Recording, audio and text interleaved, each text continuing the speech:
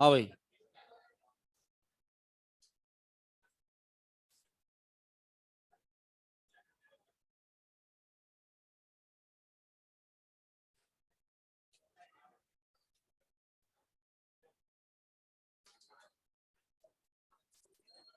आवाज आ रही है ऑनलाइन स्टूडेंट्स?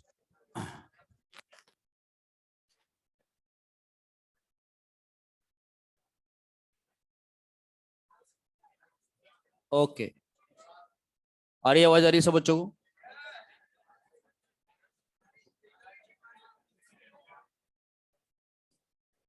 ठीक है। हाँ, तो इसमें लास्ट पॉइंट हमारा क्या डिस्कस हुआ था ये बताइए। इलेक्ट्रॉन नेगेटिविटी चल रहा था, है ना? इलेक्ट्रॉन नेगेटिविटी में लास्ट पॉइंट क्या हुआ था? अच्छा, फॉस्फोरस वाला पॉइंट हो गया था। ठीक है। देन इसके बाद में लुईस बेसिक स्ट्रेंथ को लेकर के बात करेंगे। लुईस बेस क्या होता है? जो इलेक्ट्रॉन दे देता है। इलेक्ट्रॉन देने वाला जो है वो प्रोटॉन को गेन करेगा। तो इसीलिए इसीलिए इसका दूसरा नाम से भी क्वेश्चन आ जाता है और वो है प्रोटॉन एफिनिटी। प्रोटॉन एफिनिटी के नाम से भी जो है वो क्वेश्चन देखने को मिलता है। लुईस बेसिक स्ट्रेंथ और प्रोटॉन एफिनिटी। इसमें अगर टॉप टू बॉटम का अगर क्वेश्चन आ जाए तो आपको इनवर्सली प्रोपोर्शनल टू साइज से इसको सॉर्ट आउट करना है, अगर टॉप टू बॉटम का क्वेश्चन आता है तो। और अगर लेफ्ट टू राइट का अगर क्वेश्चन आ रहा है तो inversely proportional two electron negativity से आपको इसको सॉर्ट आउट करना है। ये लेफ्ट टू राइट का अगर क्वेश्चन आता है तो इसमें ये एग्जांपल देखिए। इस पॉइंट को आपको एक तो याद रखना होगा। टॉप टू बॉटम का अगर क्वेश्चन आएगा तो inversely proportional to size. Left to right का अगर क्वेश्चन आएगा तो इनवर्सली प्रोपोर्शनल टू ईएन। इसमें एग्जांपल देखेंगे, दिया हुआ है यहाँ पे NH3, PH3, arsenic, antimony, bismuth, H3। इसमें लुईस बेसिक स्ट्रेंथ का ऑर्डर लगाना है। नाउ चेक करके बताएं कि ये लेफ्ट टू राइट का या टॉप टू बॉटम का? Top to. तो सेंट्रल एटम का साइज देख सकते हो आप यहाँ पे कि बढ़ता जा रहा है और इस वजह से यहाँ पे ये घटता हुआ ऑर्डर आ जाएगा। OH minus, HS minus, selenium, tellurium minus, ions की फॉर्म में दिया हुआ है। वापस से same question Lewis basic strength का, और यहां पर भी घटते हुए ऑर्डर आ जाएगा। F minus, Cl minus, Br minus, I minus, Lewis basic strength का क्वेश्चन है। अगेन टॉप टू बॉटम का क्वेश्चन है, घटते हुए ऑर्डर आ जाएगा। लेफ्ट टू राइट का ऑर्डर देखिए, methyl ion, amide ion, hydroxide, fluoride. इस बार ध्यान से देखें, ये लेफ्ट टू राइट का क्वेश्चन है और लेफ्ट टू राइट में लुईस बेसिक स्ट्रेंथ अगर देखना है तो ईएन से आप देख सकते हैं main central atom carbon nitrogen, इधर ईएन बढ़ता जा रहा है तो डिक्रीजिंग ऑर्डर जो है लुईस बेसिक स्ट्रेंथ का देखने को मिलेगा। ध्यान रखें, प्रोटॉन एफिनिटी के नाम से भी ये क्वेश्चन आ जाता है, मैंने शुरू में बता दिया आपको। और ये देखिए आप एक और क्वेश्चन, NH3 दिया हुआ है, NCl3 है, NF3 है। इसमें सेंट्रल एटम जो है वो सेम हो गया है। तो अगर एक सेंट्रल एटम के कंपाउंड्स बनाए जाएं तो इसके लिए मैं लिखने जा रहा हूं Lewis basic strength for the compounds of an element. एक ही एलिमेंट की अगर बात करी जाए, सिंगल एलिमेंट की, तो उस केस में आपको Lewis basic strength directly to negative oxidation state and inversely to positive oxidation state. Lewis basic का जो मीनिंग होता है वो होता है लोन पेयर देने वाला, इलेक्ट्रॉन क्लाउड को रिलीज करने वाला। अगर किसी में पॉजिटिव आ जाएगा तो वो आसानी से कैसे अपने इलेक्ट्रॉन क्लाउड को दे पाएगा। इसी वजह से यहाँ पे पॉजिटिव के इनवर्सली है। अब यहाँ पे आप देख सकते हो कि साइड में तीन तीन हाइड्रोजन है, तीन तीन हाइड्रोजन पे पॉजिटिव ही आएगा क्योंकि नाइट्रोजन पे तो नेगेटिव है, तो हाइड्रोजन पे पॉजिटिव है। तो इस वजह से मोर ईएन पे चार्ज आ जाएगा -3। तीनों क्लोरीन पे 0 क्योंकि यहाँ पे नाइट्रोजन और क्लोरीन की ईएन सेम है। सेम ईएन वालों पे कोई चार्ज नहीं आता, तो यहाँ पे नाइट्रोजन पे चार्ज आ गया 0। यहाँ पर 3 फ्लोरीन है तो यहाँ पे चार्ज आ जाएगा +3, 3 फ्लोरीन की वजह से। ऑक्सीडेशन स्टेट को देखते हुए ऑर्डर जो लगेगा वो ये लग जाएगा, directly to negative charge and inversely to positive charge. ये नोट कर लीजिए आप लुईस बेसिक स्ट्रेंथ के क्वेश्चंस प्रोटॉन एफिनिटी ऑब्लिक में।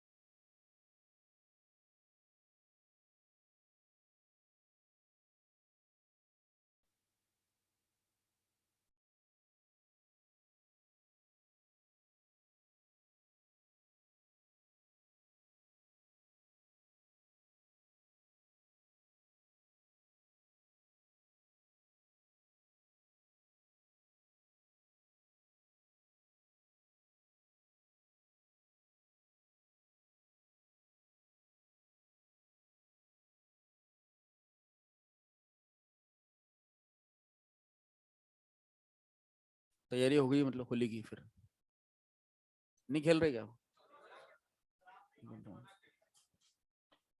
मैं तो नहीं खेल रहा।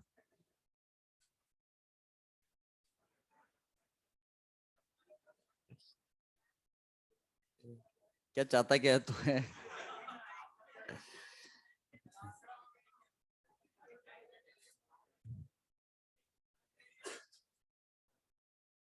वो उधर क्लास वाले तो वो लेकर के आ गया था, वो कलर वो यहाँ पे चढ़ गया था, कलर लगाने लग गया, डांटा उसको, फिर मैंने भगाया उसको, तब जाके वो बैठा है। तबीयत खराब हो जाती है यार।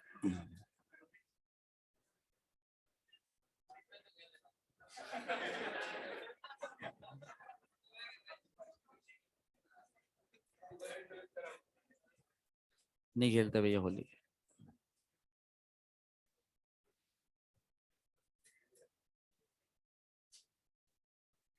ऑर्गेनिक कलर लाए होंगे तुम्हें, महंगा वाला है। अबे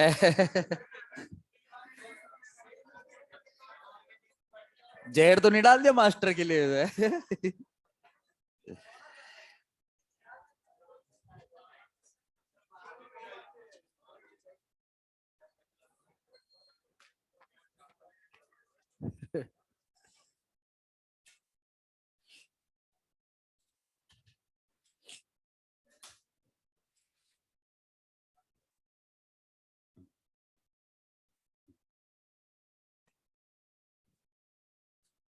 अभी थोड़ी देर में हम जो है ये बॉन्डिंग के जो इंपॉर्टेंट ऑर्डर्स इसके पीरियोडिक टेबल के जो भी हमने ऑर्डर्स लगाए, ठीक है ना, जैसे जेड इफेक्टिव हो गया, आईपी हो गया, ईए हो गया और ईएन हो गया, मैंने सभी बैचेज में एक एक बार सारे ऑर्डर्स को रिवाइज करवा दिया है। आपको भी रिवाइज करवा दूंगा मैं अभी लास्ट में। पहले अपन जो है बॉन्डिंग में जितना कवर अप करना है उसको कर लेते हैं। बॉन्डिंग स्टार्ट करने जा रहा हूँ मैं, ठीक है। एक बार वो चेक कर लेना, ऑलरेडी रोशो स्केल लिख लिया था क्या अपन ने? लिख लिया था ना भैया? और वो हेनी स्मिथ फॉर्मूला हो गया वो भी? ठीक। बॉन्डिंग स्टार्ट करें।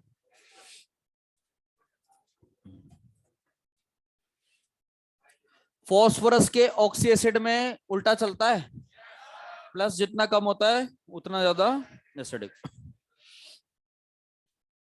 बॉन्डिंग, केमिकल बॉन्डिंग अपन स्टार्ट करेंगे। एक्सरसाइज 1 2 3 बना लेना है, ठीक है। इसको पेंडिंग नहीं रखोगे। आप सभी बच्चों से निवेदन है कि ये ज्यादा दिन तक पेंडिंग नहीं रहना चाहिए। नेक्स्ट वीक के शुरुआती दिनों में पूरा सॉर्ट आउट हो जाएगा, ठीक है ना। काउंटर पे आकर के आप जो भी डाउट रहे एक ही बार में, ये नहीं कि बार बार काउंटर के चक्कर लगा रहे हैं। वैसे हालांकि जो है इतना नहीं होता है अचीवर बैचेस में, लेकिन फिर भी मैं बता दूं आपको कि टिक लगा के एक बार में ही आप वीक में आए और वो जो भी डाउट है जिस टीचर से भी पूछना है वो कंप्लीट करके जाएं। आ गई बात समझ में? टाइमिंग में बता दूंगा, मैसेजेस आए हुए हैं यहाँ बच्चों के, मैं अलग अलग टाइम दे रहा हूँ, ठीक है। मैं नहीं चाहता कि एक बार में आप आए और फिर वो रश मिल जाए आपको, तो ना तो आप बात कर पाए, क्योंकि क्या होता है कि स्टूडेंट केवल डाउट पूछने ही नहीं आता, वो बताता भी कि सर मेरे मार्क्स ऐसे चल रहे हैं, इसमें ये प्रॉब्लम आ रही है। तो कम से कम 10 से 15 मिनट तो दिए जाए स्टूडेंट को, तो उस हिसाब से मैं वो आपको टाइमिंग सेंड कर दूंगा मैं उसमें मैसेज में, ठीक है ना। अभी 3 to 4 स्टूडेंट को अभी 5:30 बजे का टाइम दिया है। अगर वो इस बैच में है तो अगर आज आप नहीं आ पाए जैसे क्लासेस के चलते हुए, तो आप फिर मैं आपको नेक्स्ट वीक का टाइमिंग सेंड कर दूंगा, ठीक है ना, ये रहेगा। ओके, केमिकल बॉन्डिंग हम स्टार्ट करने जा रहे हैं। हेडिंग लिख देंगे,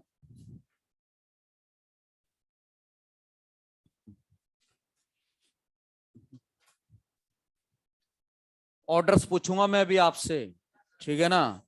आपको 5 to 7 मिनट्स हर टॉपिक में दिया जाएगा, ऑर्डर देखेंगे, फिर यहाँ पे अपन लिखेंगे दोबारा से, ठीक है। पीरियोडिक टेबल में जो भी ऑर्डर्स हैं वो सारे के सारे, ठीक है। केमिकल बॉन्डिंग इसमें लिखेंगे डेफिनेशन, पहले कुछ थ्योरेटिकल पार्ट है उसको कंप्लीट कर लेते हैं।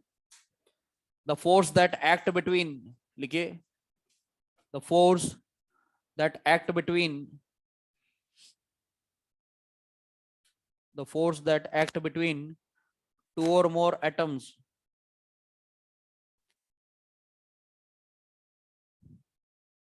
force that act between two or more atoms to hold them together, to hold them together as a stable molecule,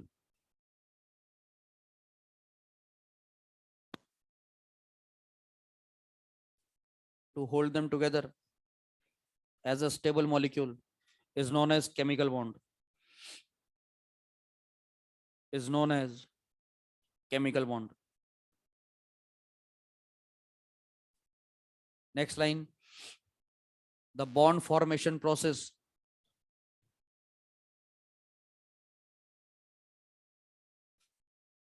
is always a exothermic process.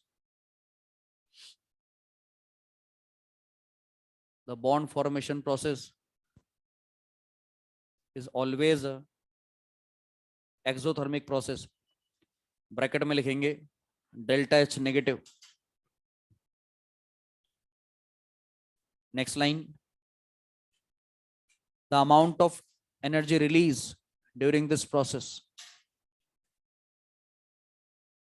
The amount of energy release during this process will decrease the total energy, will decrease the total energy of the system, will decrease the total energy of the system, and finally it increase the, and finally it increase the stability, and finally it increase the stability. Board पे देखिए, point को समझिए आराम से। ये यहाँ पे बेटा मैंने 2 एटम्स लिए हैं, ठीक है, और इनके बीच में हम बनाने जा रहे हैं एक मॉलिक्यूल, यानी कि बॉन्ड। बॉन्ड जैसे बन जाएगा मॉलिक्यूल तैयार हो जाएगा। अकेला एटम अगर इनर्ट गैस को छोड़ दिया जाए, दूसरे नॉर्मल एटम की बात कर रहा हूं मैं, यहाँ नॉर्मल एटम की बात कर रहा हूं, तो ये वाला जो पॉइंट होता है यहाँ पे होती है एनर्जी हाई। हाई एनर्जी पर होते हैं ये individual atom, isolated atom, high energy पे। आपके पास में एनर्जी है या अपने पास में एनर्जी है तो अपन जो है वो चुप नहीं बैठेंगे, भागते रहेंगे, दौड़ भाग कर सकते हैं, एनर्जी अगर ज्यादा है तो, ठीक है। लेकिन अगर अपनी बॉडी में से एनर्जी निकल जाएगी तो मन तो यही करेगा कि यार अपन बैठ जाएं, चुपचाप बैठ जाएं और स्टेबल हो जाएं। सेम चीज इसके साथ में, यहाँ पे जब इसके पास में एनर्जी ज्यादा है तो ये जो प्रोसेस होता है यहाँ पे इस पॉइंट पे, ये होता है अनस्टेबल, ये अनस्टेबल, ठीक है। या आप कह सकते हो कि स्टेबिलिटी जो है वो यहाँ पे कम है और एनर्जी जो है वो मैक्सिमम है। अब यहाँ पे ये एनर्जी रिलीज कैसे करेगा, इसको दौड़ भाग करनी पड़ेगी। ये दौड़ भाग कब करता है, दूसरे एटम को पाने के लिए, क्योंकि दूसरा एटम जैसे इसके साथ में जुड़ जाएगा तो उसके जो बाहर वाले शेल्स होते हैं ना वो 8-8 वाले हो जाएंगे। इनर्ट गैस कॉन्फ़िगरेशन को गेन करने के लिए इतनी दौड़ भाग करता है। दौड़ भाग करेगा तो सिस्टम वर्क करेगा, सिस्टम वर्क करेगा तो प्रोसेस वही आ गया जो मैंने अभी आपको थोड़े दिन पहले ईए में भी समझाया है।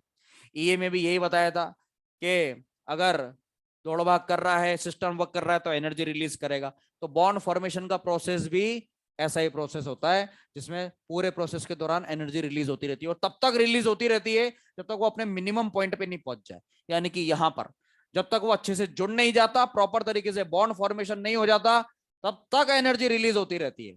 तो ये वाला जो पॉइंट होता है ये लोवेस्ट एनर्जी वाला पॉइंट होता है, मिनिमम आप कह सकते हो। तो हाई एनर्जी से आप आ चुके हैं लो एनर्जी की तरफ। तो लो एनर्जी की तरफ कैसे आएंगे भैया? जब हाई थी, लो पे आना है तो रिलीज करके आओगे, एनर्जी रिलीज करके आएंगे।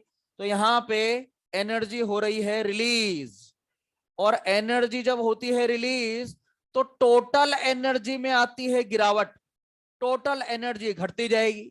और जितनी सिस्टम की एनर्जी घटती जाएगी वो सिस्टम उतना ही ज्यादा स्टेबल होता जाएगा, तो स्टेबिलिटी उसकी जो है वो बढ़ती जाएगी। तो बस बॉन्ड बनाने का जो उद्देश्य है वो क्या है कि हाई एनर्जी से लो एनर्जी पे लेकर के आना है, इसलिए बॉन्ड बनाया जाता है, to acquire the minimum energy in the system. अब बोल तो ये भी दिया जाता है, एक और कारण भी बता दिया जाता है बॉन्डिंग बनाने का, कि 8 इलेक्ट्रॉन खोएगा, 8 करने के लिए ये सब करा जाता है। अरे 8 करने के लिए करा जाता है, लेकिन ये हमने नहीं बनाया है, ठीक है, ये बनाया लुइस भाई साहब ने। लुइस ने बोल दिया 8 है तो ठीक है, 8 नहीं है तो अनस्टेबल है, ऐसा बोलो। तो बच्चे वही मान करके चलते हैं, आधे केमिस्ट्री वाले बच्चे। मेडिकल में आधे से ज्यादा क्राउड तो ये मानता है कि अगर स्टेबिलिटी का क्वेश्चन आएगा तो हम तो 8 वाले को सर्च करेंगे, वो गलत है। उद्देश्य ये है बॉन्डिंग का कि जितने बॉन्ड बनेंगे उतनी अच्छी बात, चाहे हाइपरवेलेंट पे क्यों ना चला जाए। समझ रहे हो आप बात को? ठीक है। ये 8 वाला जो कॉन्सेप्ट है ना, ऐसे तो यार SO3 तो बनेगा ही नहीं, SO2 तो बनेगा ही नहीं, बहुत सारे ऐसे कंपाउंड्स हैं जो हाइपरवेलेंट होते हैं। जिनोन O2F6, जिनोन O2F4 हो गया, जिनोन O3F2 हो गया। जिनोन के तो सारे कंपाउंड ही जो होते हैं फिर वो ज्यादा वाले होते हैं, क्योंकि जिनोन तो खुद ही 8 लेकर के बैठा हुआ है। तो भैया अगर कॉन्फ़िगरेशन को लेकर के बात करने लग जाते तो फिर तो इनर्ट गैस कोई कंपाउंड ही नहीं बना पाता। नील बार्लेट ने वो कंपाउंड ही नहीं देखा होता, O2+ और PtF6- वाला। ठीक है ना, ये सुना हुआ लगता है ना नील वालेट वाला पॉइंट। तो जितने भी ये सारे जो कंपाउंड्स हैं ये 8 को लेकर के नहीं होता। 8 वाली बात तो लुइस ने करी, और लुइस तक चलेगा जब तक 8 वाली बात करेंगे। More than 8, less than 8, equal to 8, odd electron, ये सब बातें बस यहाँ लुइस तक रहेंगी। इसके बाद जैसे लुइस वाला टॉपिक खत्म हो जाएगा उसके बाद हम कोई ये 8 पे डिस्कशन नहीं करेंगे। हमारा उद्देश्य रहेगा बॉन्ड बनाओ, स्टेबिलिटी बढ़ाओ, एनर्जी को घटाओ, ये मेन फोकस रहेगा। तो हाई एनर्जी से लो एनर्जी पे लेके कैसे आएंगे? बॉन्ड बना करके लेके आएंगे। और ये जो प्रोसेस है पूरा, ये एक्सोथर्मिक प्रोसेस है, और डेल्टा एच जो है इसका वो नेगेटिव है। इसके जस्ट बाद हम कॉज ऑफ केमिकल बॉन्ड लिखने वाले हैं, फिर उसको हम ग्राफ से समझेंगे। इसको नोट करिए आप, इंडिविजुअल एटम की साइड पे लिखेंगे high energy unstable, less stability, energy maximum, और इधर की साइड पे लोवेस्ट एनर्जी और स्टेबिलिटी बढ़ चुकी है। नोट करिए आप इसको, फिर कॉज ऑफ केमिकल बॉन्ड लिख देना हेडिंग उसके बाद।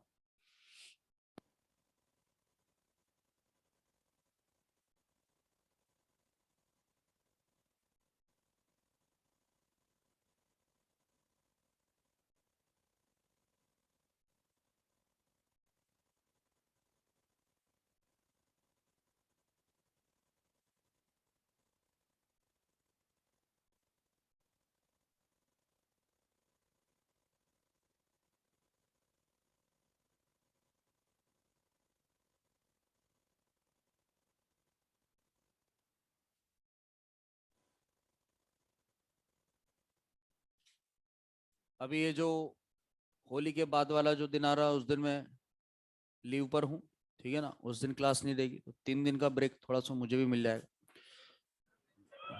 ओहो कुछ नहीं बेटा, 8-9 महीने से पढ़ाई रहे लगातार, तो थोड़ा सा क्या है ब्रेक मिल जाएगा। छुट्टियां ऐसे लैप्स हो जाती है, खत्म हो जाती है, ले नहीं पाते, जितनी अवेलेबल होती है वो खत्म हो जाती है। मैं सोचा कि इस बार कुछ नया करा जाए, छुट्टी लगाई जाए, सो ही लेंगे थोड़ा सा। ये है। आप भी थोड़ा पढ़ाई वढ़ाई कर लेना, है ना? ठीक है, आपके लिए छुट्टियां जो है आराम के लिए नहीं आई है, 20-20 घंटा पढ़ो बेटा इसमें, 4 घंटा सोना इन तीनों दिनों।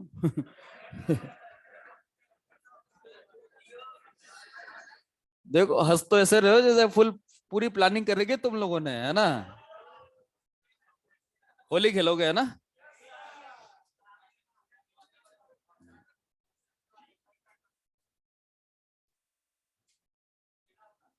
खेला होगा।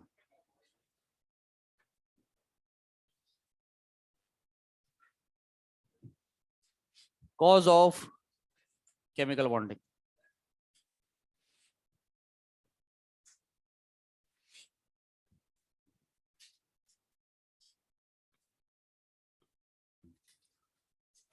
हेडिंग लिखेंगे कॉज ऑफ केमिकल बॉन्ड में पहला पहला पॉइंट इसके अंदर, first point, to attain the noble gas configuration, to attain the noble gas configuration in the outermost shell of an atom, in the outermost shell of an atom,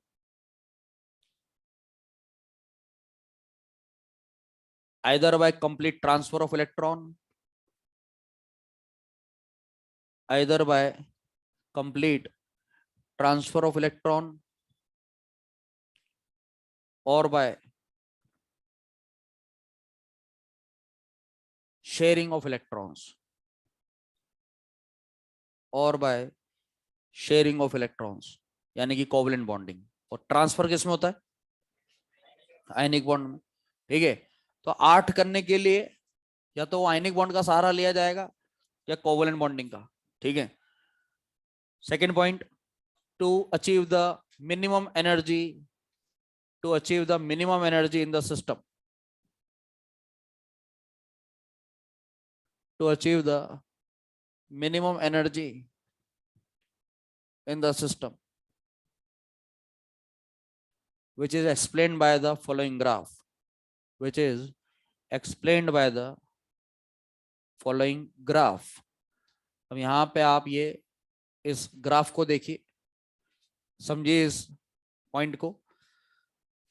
हाँ, 2 atom अगर है, अगर वो दूर दूर है, ठीक है ना, तो इंडिविजुअली तो ये हाई एनर्जी पॉइंट पर है, ये इसका इलेक्ट्रॉन क्लाउड मान लेते हैं। अब अकेला एटम तो हमको भी पता है कि अनस्टेबल है, अनस्टेबल है, हाई एनर्जी पर है।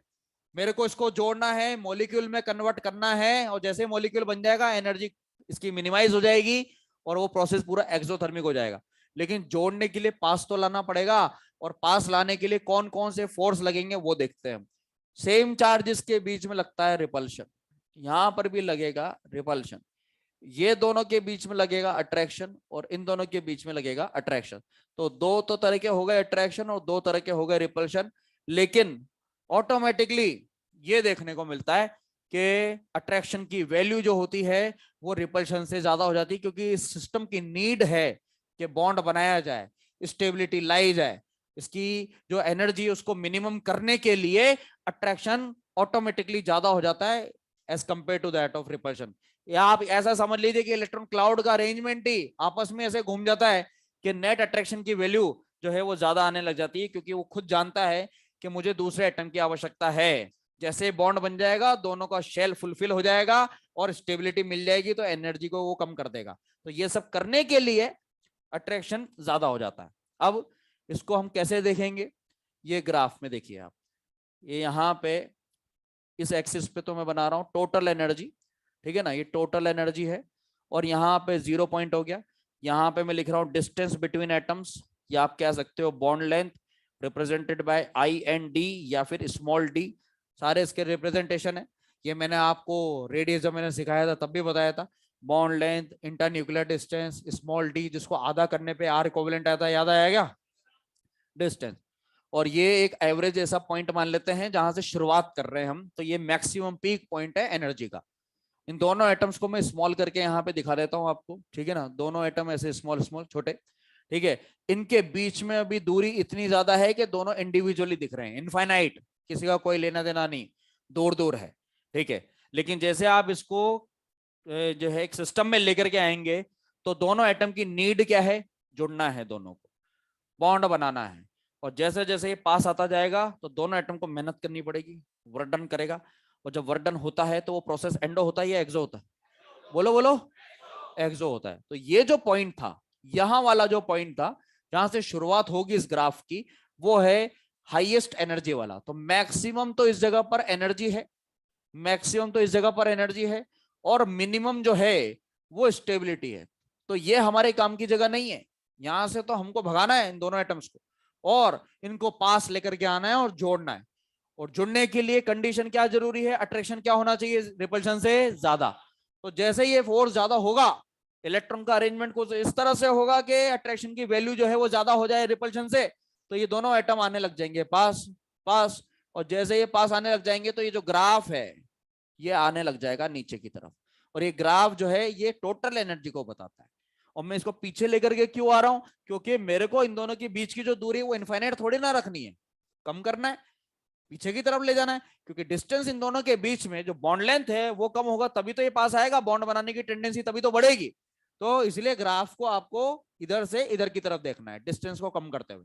जब आप डिस्टेंस को कम करते हुए देखेंगे तो ऐसा पाएंगे कि दोनों एटम पहले दूर दूर थे, फिर ये दोनों एटम जो है पास आने लगे, और ज्यादा पास आने लगे, ठीक है। और एक पॉइंट तो ऐसा आएगा कि जब इनके ऑर्बिटल्स में परफेक्ट ओवरलैपिंग हो जाएगी, और ये एक एग्जांपल में कोवेलेंट बॉन्डिंग का ले रहा हूं तो यहाँ पे बॉन्ड बनता हुआ दिख रहा है हमको।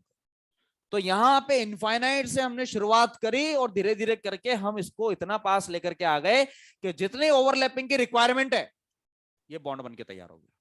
Is that clear? ठीक है। तो ये वाला जो पॉइंट है ये कहलाता है मिनिमम एनर्जी वाला पॉइंट। इस ग्राफ को आप टच नहीं करोगे, ये यहां से शार्प पॉइंट लेकर के घूम जाता है। शार्प पॉइंट क्यों? क्योंकि एक ही पॉइंट ऐसा होना चाहिए जहां पे बॉन्ड फॉर्मेशन हुआ। ज्यादा इधर उधर होएगा तो फिर आप अगर ब्रॉड पॉइंट बना दोगे तो फिर तो ऐसे बहुत सारे पॉइंट आ जाएंगे जो मिनिमम एनर्जी वाले पॉइंट होंगे। तो इसलिए मिनिमम एनर्जी का तो परफेक्ट ओवरलैपिंग वाला तो एक ही पॉइंट होता है। तो ये वाला जो पॉइंट है वो है मिनिमम एनर्जी और मैक्सिमम स्टेबिलिटी। तो यहां तक पहुंचने के लिए आपने करा क्या? ज्यादा एनर्जी से कम एनर्जी की तरफ मूव करे हो आप, और ज्यादा से कम पे कैसे आते हैं? एनर्जी रिलीज करके।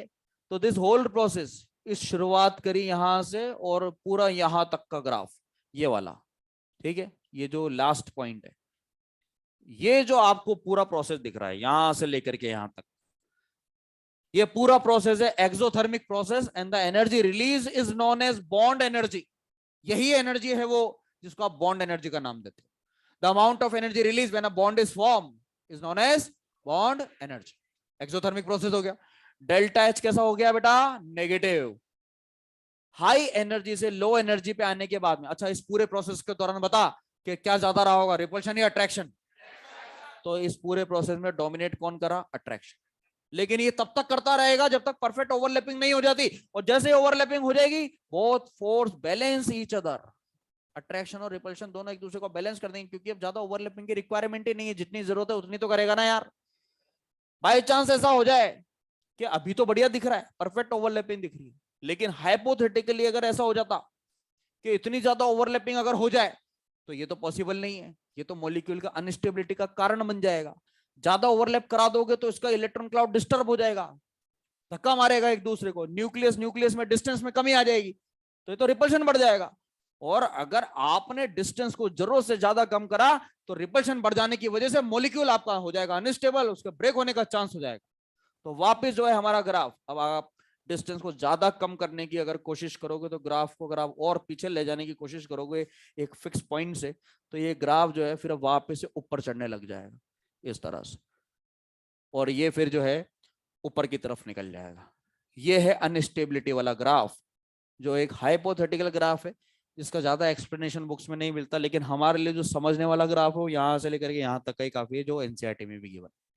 अब ये बात आप ध्यान से सुनिए कि ये जो हाइपोथेटिकल ग्राफ है ये तो चलो ज्यादा ओवरलैपिंग कराने की वजह से, ज्यादा रिपल्शन होने की वजह से ऐसा हो गया, इसको मैंने यहाँ पे टच नहीं करना है।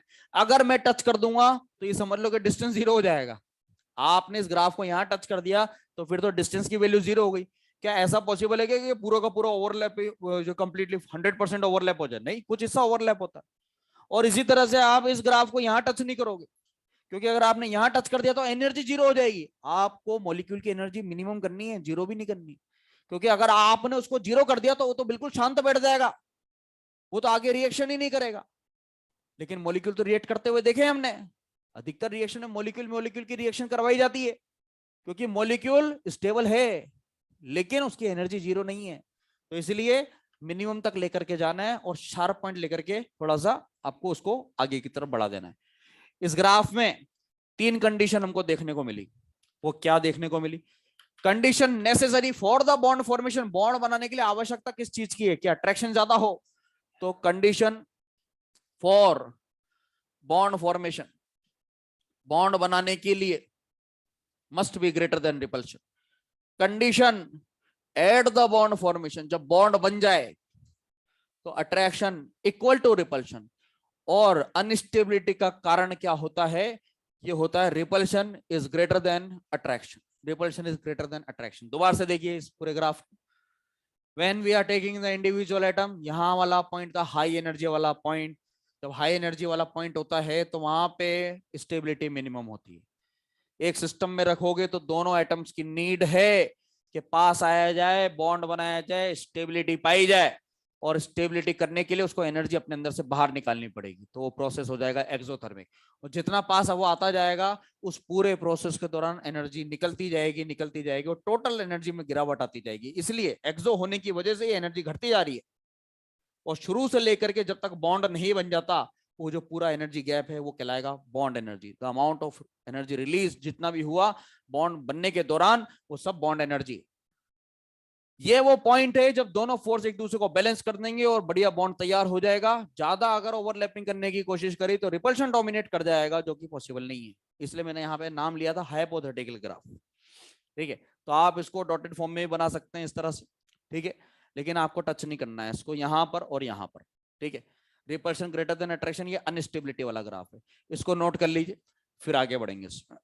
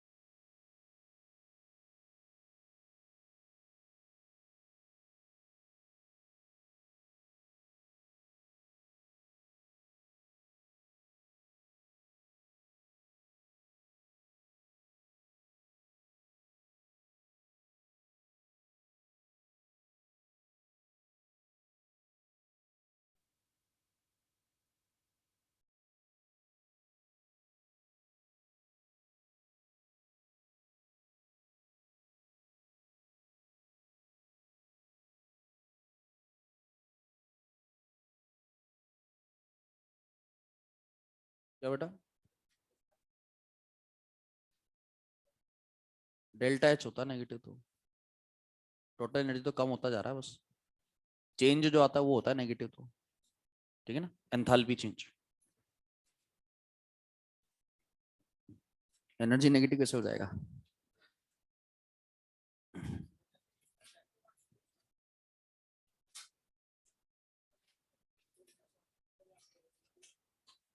क्या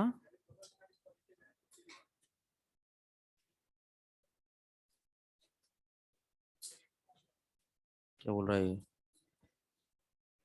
क्या फिजिक्स लगा रहा तू? ये सिंपल सा पॉइंट है, क्या है उसको घुमा रहा है? हट जा।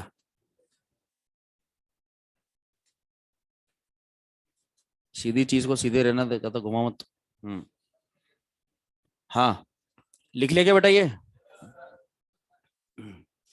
आगे बढ़ जाए इसमें, वो तीनों कंडीशन को हाईलाइट करो। इसके बाद अब ये आर्ट करना है, बॉन्ड्स बनाना है, ट्रांसफर करना है, शेयरिंग करना है, तो इसके लिए क्लासिफिकेशन ऑफ बॉन्ड्स। ठीक है, एनर्जी को मिनिमाइज करने के लिए, एनर्जी को मिनिमम करने के लिए जरूरी है बॉन्ड्स का आइडिया लेना हमको। ठीक है, जैसे क्लासिफिकेशन ऑफ जो बॉन्ड्स है वो खत्म हो जाएगा, उसके बाद हम कोवलेंट बॉन्डिंग जो है स्टार्ट करेंगे। और कोवलेंट बॉन्डिंग आपके अगले 10 लेक्चर तक चलेगा। ठीक है, केवल कोवलेंट कोवलेंट यानी कि इसमें सब कुछ आ गया, एच बॉन्डिंग, हाइड्रोजन बॉन्डिंग, वहां तक पूरा मॉलिक्यूलर ऑर्बिटल थ्योरी तक। ठीक है, मेल्टिंग पॉइंट, बॉइलिंग पॉइंट भी। उसके बाद फिर आयनिक स्टार्ट होगा। ठीक है, तो आयनिक को बाद में लिया जाएगा, ताकि आप पहले कोवलेंट का आइडिया लग जाए तो पोलराइजेशन को आप कनेक्ट कर पाओगे। ठीक है, तो लिखेंगे हेडिंग टाइप्स ऑफ बॉन्ड्स। लिखिए types of bonds. Types of bond में फर्स्ट है category type 1 strong bonds. Strong bonds में ABCD करके लिखेंगे फिर। ठीक है, तो type 1 strong bonds. Strong bonds में ए आयोनिक बॉन्ड। आयोनिक बॉन्ड इसके लिए लिखें always form between metal and non metal. Always form between metal and non metal. Bracket में लिखे polyatomic ions also involve. Polyatomic ions also involve. Polyatomic ions also involve. ये कभी कभी होता है, ऐसा देखने को मिलेगा जब आपको पॉलीएटॉमिक का केस बताया जाएगा। Bracket close. दोबारा से बोल रहा हूँ, form between metal and non metal. ठीक है, underline metal and non metal.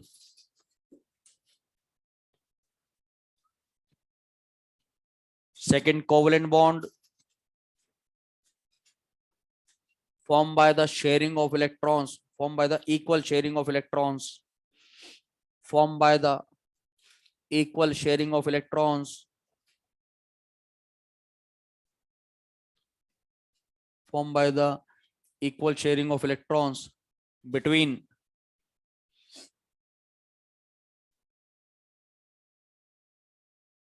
non-metal and non-metal atoms. Between non-metal and non-metal atoms. Non-metal and non-metal atoms. Bracket में लिखे जनरली। जरूरी नहीं कि हर बार नॉन मेटल ही देखने को मिले। अब ये बहुत इंपॉर्टेंट पॉइंट आने वाला है। जनरली अंडरलाइन करो नॉन मेटल। जनरली शब्द को अंडरलाइन करेंगे। आर कोवलेंट जब मैं सिखाया था आपको, तो याद करो, नॉन मेटल को अंडरलाइन करके आर कोवलेंट लिखा था हमने। ठीक है, नोट डाल करके लिखे नीचे, हाईलाइट करके।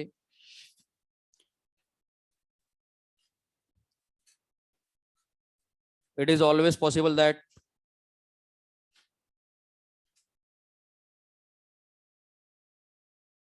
ionic bond form between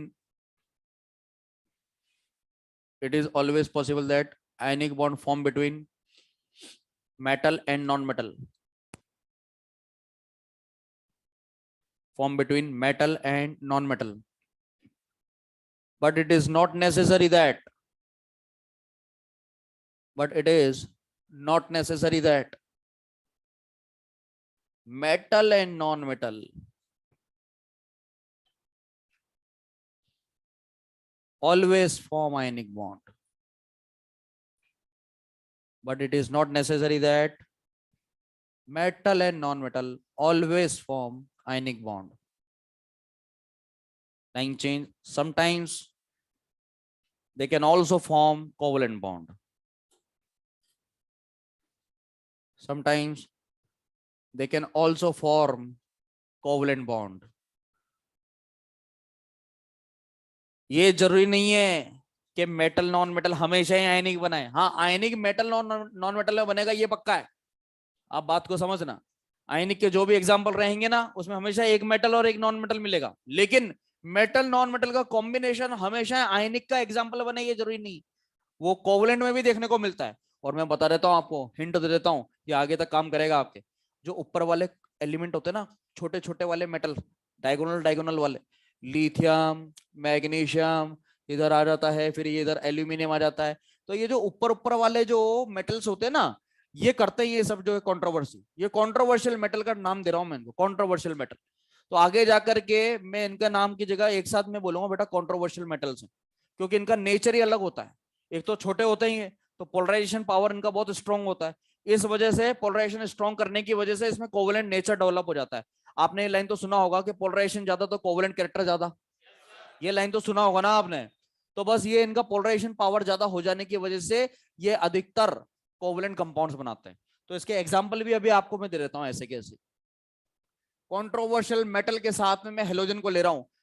ये तो आपने सुना होगा, LiCl, लिथियम क्लोराइड। NaCl तो आयनिक होता है, लेकिन LiCl जो होता है वो ऑर्गेनिक सॉल्वेंट में घुल जाता है, ठीक है, क्योंकि इसका नेचर कैसा है, कोवेलेंट है। तो मेटल नॉन मेटल है, लेकिन ये आयनिक कंपाउंड नहीं है, it is a covalent compound. इसी तरह से बेरिलियम के तो बहुत सारे होते हैं, BeF2, BeCl2, BeBr2, BeI2 हो जाएगा, BeH2 हो जाएगा। तो बेरिलियम तो क्या है कि हाई पोलराइजेशन पावर लेकर के बैठा हुआ है, इसलिए इसका कोवेलेंट कैरेक्टर बहुत ज्यादा होता है। +2 है इसके ऊपर चार्ज। लिथियम पर तो फिर भी +1 है। पोलराइजेशन का नाम मैं ज्यादा इसलिए नहीं ले रहा हूं अभी कि अभी टॉपिक अभी आपको पता नहीं है, भूल भी गए होंगे, पहले पढ़ा हुआ है। इसलिए बस कंट्रोवर्शियल एलिमेंट के नाम से ध्यान रखो। ऊपर ऊपर वाले जो एस ब्लॉक के टॉप वाले होते हैं ना, लिथियम, मैग्नीशियम, बेरिलियम, इधर एल्यूमिनियम पी ब्लॉक में, ये चार मेटल तो हमेशा कंट्रोवर्सी क्रिएट करते हैं। ये हो गया लिथियम मैग्नीशियम, ठीक है ना, लिथियम और Mg वाला, और इधर बेरिलियम से डायगोनल एल्यूमिनियम वाला। ये चार जो हैं ये कंट्रोवर्शियल मेटल होते हैं। और नहीं के यही ऐसे मेटल हैं जो धोखा दे देते हैं, यही आयनिक बॉन्ड नहीं बनाते, ये कोवलेंट भी बनाते हैं। एल्यूमिनियम का हो गया AlCl3 हो जाएगा, AlH3 हो जाएगा, ठीक है, एटसेट्रा। और भी ऐसे बहुत सारे कंपाउंड्स हैं जो हम लिख सकते हैं मेटल नॉन मेटल का combination, but they are forming covalent. इसलिए मैंने ये नोट लिखा है कि आयनिक तो मेटल नॉन मेटल में बनता है, ये कंफर्म है, लेकिन हमेशा मेटल और नॉन मेटल मिलकर के आयनिक बनाए ये जरूरी नहीं है। एग्जाम्पल लिखे आप,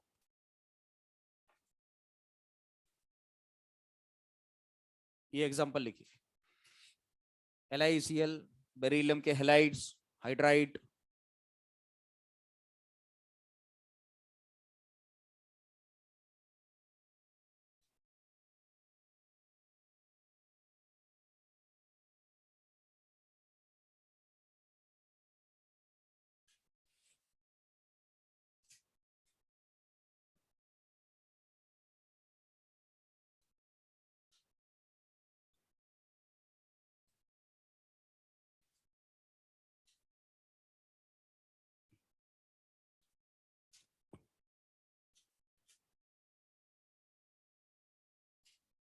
लिख लिया, ठीक है।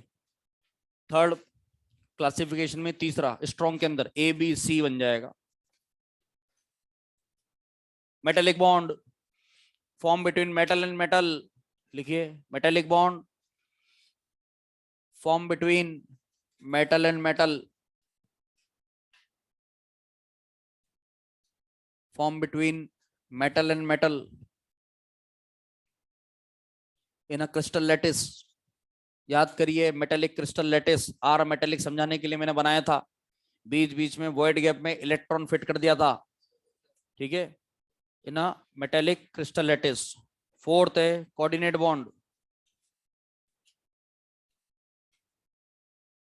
Coordinate bond, it is a type of covalent It is a type of covalent in which unequal sharing of electrons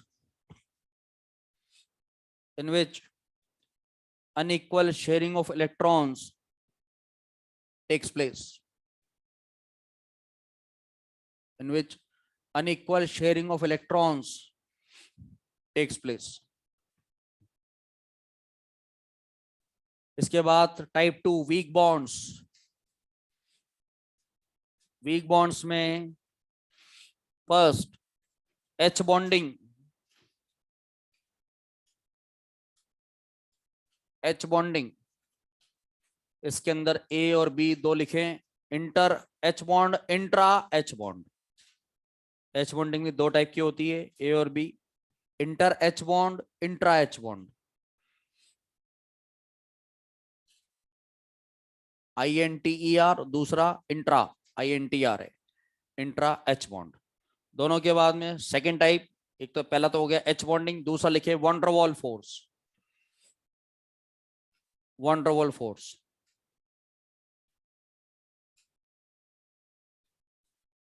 It is classified into 5 categories. It is classified into 5 categories, which we will discuss later. ये बाद में आ जाएगा, ठीक है. अब heading लिख देंगे Lewis octet theory. Lewis octet theory. इसमें लिखें every atom has a tendency.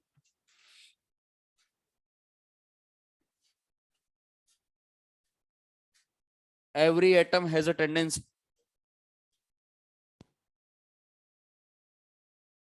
Every atom has a tendency to complete its octet. To complete its octet by forming different types of bonds. अब इसमें सब आ गया, transfer भी आ गया, sharing भी आ गया. By forming different types of bonds.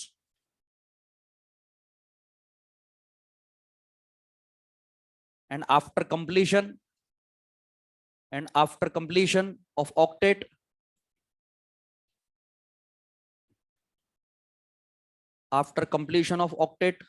it is said to be stable. It is said to be stable.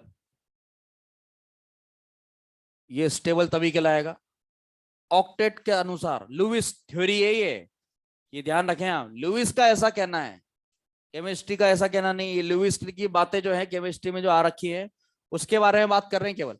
उसका ऐसा कहना है कि 8 है तो स्टेबल है, और 8 करने के लिए वो अलग अलग जुगाड़ लगाएगा. आयनिक बनाएगा या कभी कोवेलेंट बनाएगा. अब हम पहले कोवेलेंट से शुरुआत कर रहे हैं, ठीक है. तो इसीलिए एग्जाम्पल जो मैं जो भी लूंगा वो सब कोवेलेंट वाले रहेंगे. अब ये देखिए आप कि हर बार जो है, ठीक है, हम मॉलिक्यूल बनाएंगे, टिपिकल मॉलिक्यूल बनाएंगे, सिंपल मॉलिक्यूल बनाएंगे. लेकिन क्या होता है, हमारी स्पीड बढ़ाने का, ताकि ये जो मैं आज आपको सिखाने वाला हूं ये हाइब्रिडाइजेशन तक हेल्पफुल रहेगा. आपको पता है हाइब्रिड ऑर्बिटल का formula sigma bond plus lone pair होता है बेटा. तो वहां तक भी ये जो है आपके लिए काम करेगा, ताकि अपन पेन ना चले और डायरेक्ट देख देख के हाइब्रिडाइजेशन और शेप बनाए, ठीक है. उस वहां तक की प्रैक्टिस के लिए ये आज वाला लेक्चर आपके लिए हेल्पफुल रहेगा. सेंट्रल एटम का पता लगाना आना चाहिए पहली बात तो हमको, कि जो ज्यादा बॉन्ड बनाता है ज्यादातर वही सेंट्रल एटम पे रहता है. एक बार सेंट्रल एटम आपको पता लगा, देन उसके बाद में आपको उसके नंबर ऑफ इलेक्ट्रॉन्स पता होने चाहिए, क्योंकि वही बॉन्डिंग में पार्टिसिपेट करते हैं. तो हर एटम का आउटरमोस्ट इलेक्ट्रॉन में, आउटरमोस्ट शेल में कितने इलेक्ट्रॉन्स हैं ये जरूरी होता है. वही बॉन्डिंग में पार्टिसिपेट करते हैं. तो फर्स्ट ए ग्रुप का 1 होता है, सेकेंड ए बेरिलियम फैमिली में 2 होता है. इसी तरह से थर्ड ग्रुप जो होता है बोरॉन फैमिली, कार्बन फैमिली, ठीक है, नाइट्रोजन फैमिली, फिर आता है ऑक्सीजन फैमिली, देन उसके बाद में halogen family, then inert gases. Inert gas में हीलियम पे तो 2 मान सकते हो, बाकी रेस्ट इनर्ट गैसेस में जो है वो 8 इलेक्ट्रॉन आप लेकर के चलेंगे, 8 इलेक्ट्रॉन. और ये जो इलेक्ट्रॉन में यहाँ पे लिखने वाला हूं, ये लुईस, अपन वो लुईस डॉट स्ट्रक्चर नहीं बना रहे हैं अपन, तो सीधे कंप्लीट ऑक्टेट, लेस देन 8 और मोर देन 8 के एग्जांपल लिखेंगे यहाँ पे, ठीक है. तो आउटरमोस्ट इलेक्ट्रॉन की तो जरूरत होगी सही हमको. तो यहाँ पे 1 है, 2 है, बोरॉन फैमिली में 3 है. अब ध्यान रखना बोरॉन फैमिली बोल दिया है मैंने, तो बोरॉन ग्रुप का अगर कोई भी एलिमेंट आ जाए सेंटर पे, आप सीधे बोलेंगे 3 इलेक्ट्रॉन। इसी तरह से कार्बन फैमिली में 4, नाइट्रोजन फैमिली में 5, 6 और 7।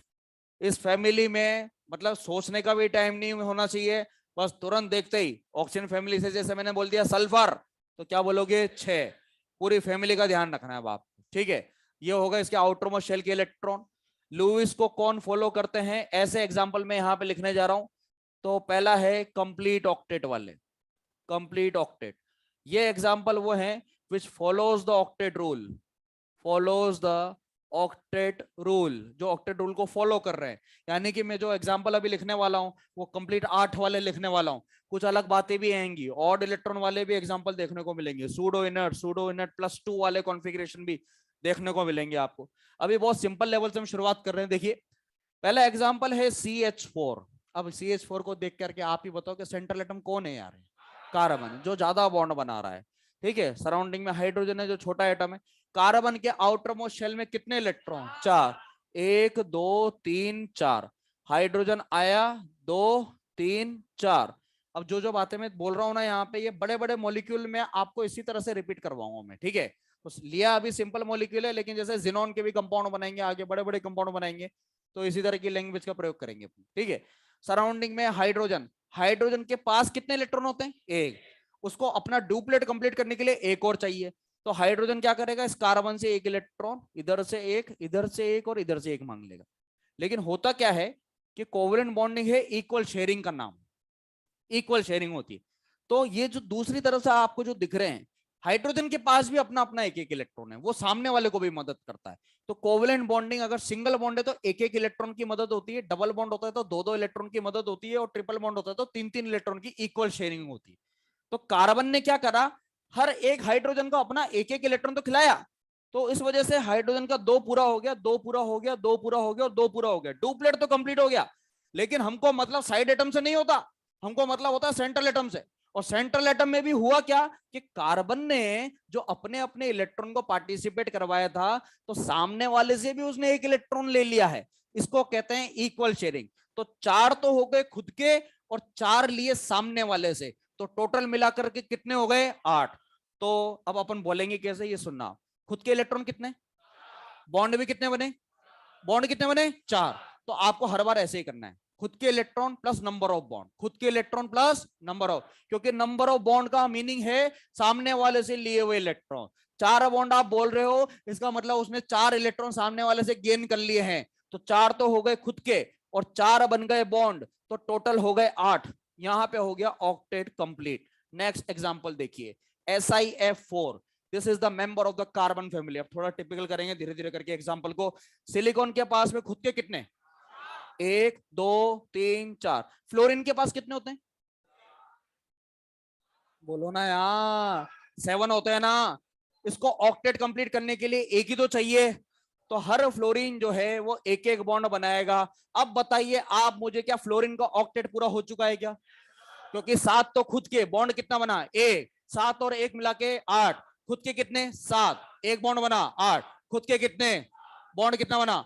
हर बार यही करना है आपको, खुद के electron plus number of bond, खुद के electron plus number of bond, इससे आपको टोटल इलेक्ट्रॉन पता लगेंगे। क्या बोला मैंने, खुद के electron plus number of bond. Okay वापस से, फ्लोरीन के खुद के कितने, बॉन्ड कितना, क्या पूरा ऑक्टेट पूरा हो गया, खुद के कितने, बॉन्ड कितना, 7 1 7 1, तो क्या ऑक्टेट पूरा हो चुका है। लेकिन मतलब हमको साइड वालों से नहीं होता, हमको मतलब है सेंट्रल वाले से। ओके, सिलिकॉन के पास कितने इलेक्ट्रॉन, बॉन्ड भी कितने बने, 4 और 4 मिला के 8, खुद के electron plus number of bond total हो गया 8, ऑक्टेट हो चुका है कंप्लीट। नेक्स्ट देखिए CO2, ध्यान से देखिए, कार्बन के तो होते हैं 4। ऑक्सीजन को बारे में सुना होगा आपने, सिंगल बॉन्ड बनाता है या डबल बॉन्ड, क्योंकि ऑक्सीजन के पास कितने हैं 6, तो उसको अपना ऑक्टेट कंप्लीट करने के लिए कितने चाहिए, 2, तो वो डबल बॉन्ड बनाएगा, वो डबल बॉन्ड बनाएगा। क्या ऑक्सीजन के 6 और 2 बॉन्ड मिला के 8 पूरा हो चुका है। खुद के कितने हैं, बॉन्ड कितने बने, 8 पूरा हो गया, ऑक्टेट कंप्लीट हो गया। मतलब साइड वाले से है या मतलब किससे है, सेंट्रल वाले। कार्बन के खुद के कितने, बॉन्ड भी कितने बने, टोटल बॉन्ड को ऐड कर देना है इलेक्ट्रॉन्स में, 4 और 4 मिला के कितना हो गया 8। इससे क्या है कि आप टिपिकल मॉलिक्यूल को जल्दी कर पाओगे। अभी देखना, अभी करवाता हूं मैं यहाँ पे खुद के इलेक्ट्रॉन है 4, बॉन्ड भी बन गए 4 और 4 मिला के हो गए 8। ऑक्टेट हो चुका है यहाँ पे complete. Is that clear? Okay, complete octet का ये एग्जांपल जो है अब आप नोट कर सकते हैं। यहाँ पे सिलिकॉन SiA4 दिया हुआ है, जैसे SiH4 आ गया, डायरेक्ट बताना SiH4। ओके, बनाना ही नहीं पड़ रहा। सिलिकॉन के पास कितने बॉन्ड भी कितने, 4 और 4 मिला के, क्या कंप्लीट ऑक्टेट हो गया?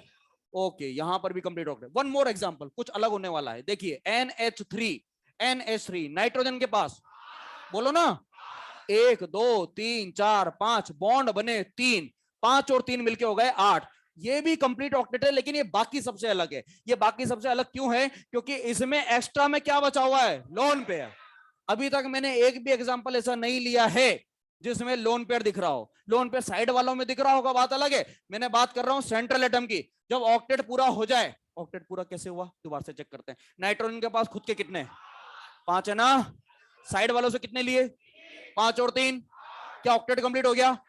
ऐसे स्पीशीज को बोला जाता है इलेक्ट्रॉन रिच। क्या बोला जाता है? कई बार बच्चे कंफ्यूज हो जाते हैं, इलेक्ट्रॉन रिच नाम देखते वो सोचते हैं ये तो हाइपरवेलेंट कैटेगरी आ गया, मोर देन 8 वाला आ गया। This is not more than 8, ये है कंप्लीट ऑक्टेट, साथ में एक्स्ट्रा में बचा हुआ लोन पेयर। यहाँ पे आप इसको इलेक्ट्रॉन रिच नहीं बोलोगे, this is not electron rich, this is just a complete octet. समझ में आ गई बात आपको? ये भी कंप्लीट ऑक्टेट है, ये भी कंप्लीट ऑक्टेट है। कंप्लीट ऑक्टेट होने के बाद में अगर एक्स्ट्रा में लोन पेयर दिखता है तो ये आप उसको क्या बोलोगे? वन मोर एग्जांपल यहां पे देखिए आप, H2O, ऑक्सीजन के पास कितने, 1 2 3 4 5 6, 2 बॉन्ड बन गए, 8 हो गए। ऑक्टेट कंप्लीट हो गया क्या? 8 से ज्यादा तो नहीं हो रहा ना, 6 खुद के, 2 बॉन्ड बन गए 8। हमेशा लैंग्वेज को याद करो, खुद के प्लस नंबर ऑफ बॉन्ड, खुद के इलेक्ट्रॉन प्लस नंबर ऑफ, यही चलेगा। और एक्स्ट्रा में क्या बच रहा है, तो आप इसको भी क्या बोलोगे? क्या बोलोगे? Electron rich. ओके, ये बताइए SF2, इसमें सोचिए जरा, सल्फर के पास बॉन्ड कितने बने, 6 और 2 मिला के, लोन पेयर बचेगा, लोन पेयर बचेगा। क्या ये भी इलेक्ट्रॉन रिच है? यस, सल्फर के पास 1 2 3 4 5 6, फ्लोरीन, फ्लोरीन जुड़ गया, आप इसको भी 8 बोलेंगे और इलेक्ट्रॉन रिच भी बोलेंगे। One more example, okay, PH3, इसके बारे में सोच करके बताइए। अरे बोल, बॉन्ड कितने, 5 और 3, एक क्या बचा, क्या इलेक्ट्रॉन रिच है? यस, तो 8 भी हो गया। और ये क्या कहलाएगा? Electron rich. बेटा ये इलेक्ट्रॉन रिच आपको सब में नहीं लिखना है, किस में लिखना है? जिसमें क्या हो, लोन पेयर हो। 8 पूरा हो जाने के बाद में अगर एक्स्ट्रा में लोन पेयर बचता है तो ही आप उसको क्या बोलेंगे? Elect. And don't get confuse with the electron rich and hypervalent, both are the different thing. Hypervalent is a more than 8 and electron rich is the 8 plus extra में lone pair. ठीक है, नोट कर लीजिए।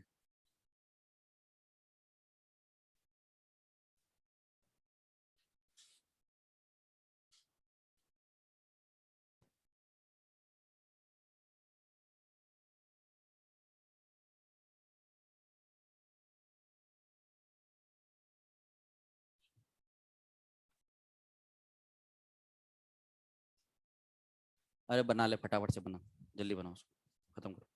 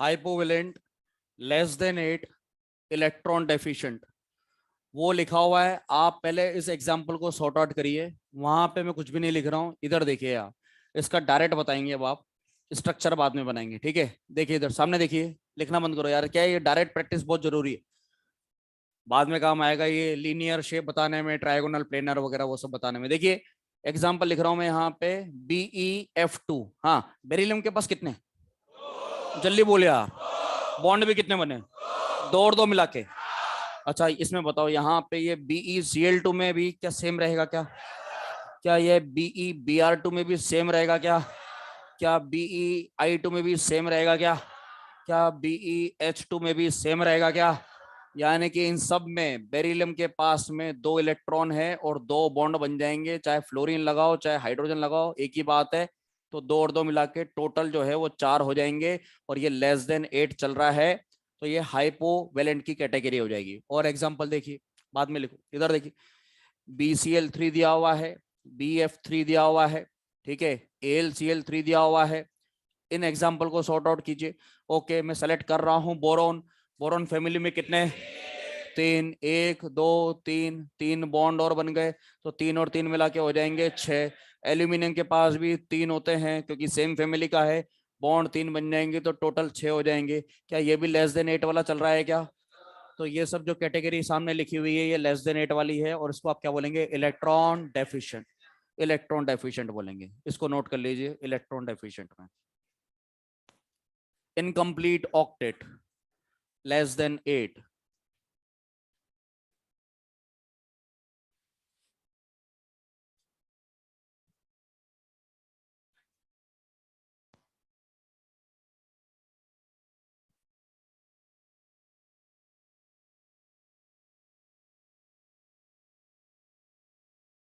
ये जब आप electron rich बना रहे हो ना, सुनो, ये जो इलेक्ट्रॉन रिच का एग्जांपल लिखा है ना, इसके किसी भी एक एग्जांपल के साइड में लिख दो complete octet plus extra lone pair. Fix complete octet होना चाहिए इसमें, complete 8 plus extra lone pair. Complete octet plus extra में लोन पेयर, ठीक है?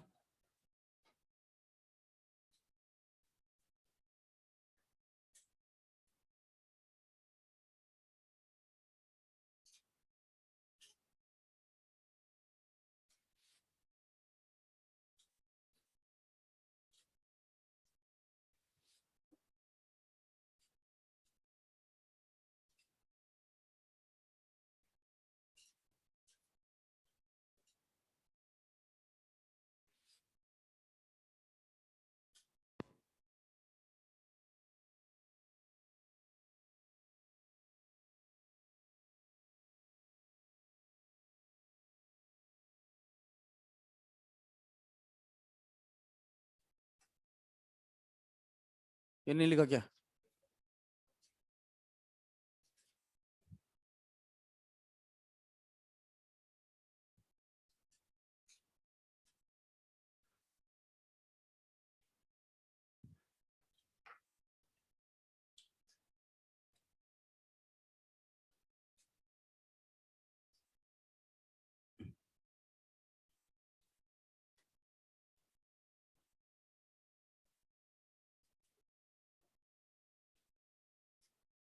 हाँ, इसमें डायरेक्ट बताना है, बताइए। ओके, फॉस्फोरस के पास बॉन्ड भी कितने बने, 5 और 5 मिला के 10 हो गया क्या? तो ये बन जाएगा 1 2 3 4 5, टोटल हो जाएगा 10, ग्रेटर देन 8, और ये कैटेगरी है हाइपरवेलेंट। ये हाइपरवेलेंट है, मोर देन 8 है, मोर देन 8, ठीक है? इलेक्ट्रॉन एक्सेस में बोल सकते हो या एफिशिएंट बोल सकते हो, ठीक है? ये देखिए एफिशिएंट में SF6 एग्जांपल देखिए, सल्फर के पास कितने है, बॉन्ड कितने बने, 6 और 6 मिला के, तो यहाँ पे 1 2 3 4 5 6, total 12 electron, greater than 8। Iodine के पास 7, बॉन्ड भी बने 7, तो यहाँ पे 14 हो जाएगा इस तरह से, ठीक है? 7 फ्लोरीन जब आप जोड़ देंगे तो टोटल मिला करके यहाँ पर 14 इलेक्ट्रॉन, ग्रेटर देन 8 चल रहा है। हाँ डायरेक्ट बताइए, सल्फर के पास बॉन्ड भी है, 3 ही तो बन रहा है, अच्छा 6 है क्या? डबल डबल डबल 3 बार बनेगा। ओके, तो डबल डबल डबल जो है वो 3 बार बन जाएगा। तो यहाँ पे टोटल 12 हो जाएगा, ग्रेटर देन 8। 6 और 4 यहाँ पे 10 इलेक्ट्रॉन हो जाएगा, ग्रेटर देन 8 हो जाएगा। डायरेक्ट बताना भैया, डायरेक्ट बताना कि इसमें कितना हो चुका है। जिनोन O3F2 बताओ फटाफट से। Xenon O3F2।